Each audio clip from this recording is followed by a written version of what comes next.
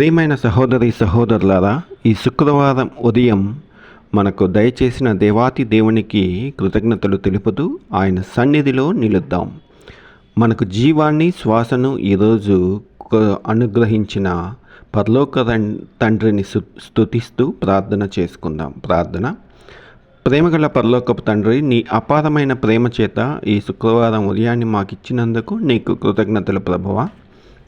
ఈరోజు మా జీవితాన్ని నీ చేతుల్లో అప్పగిస్తున్నాం ప్రభువా. ఈరోజు మా అడుగులను నీవే నడిపించుము, మా హృదయాలను నీ సమాధానంతో నింపుము. మేము చేసే ప్రతి పనిలో నీ ఆశీర్వాదం ఉండునుగాక ప్రభువా. మా కుటుంబాలను కాపాడము, మా ఇంటిని నీ సన్నిధితో నింపుము.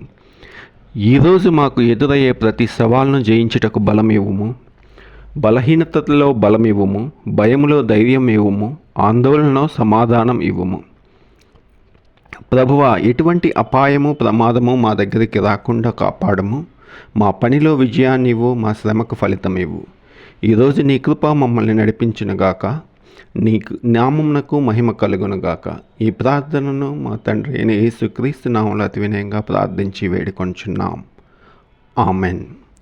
ప్రభు ఈరోజు మీకు తోడుగా ఉండునుగాక. ఆయన కృప మీ జీవితాన్ని నింపునుగాక.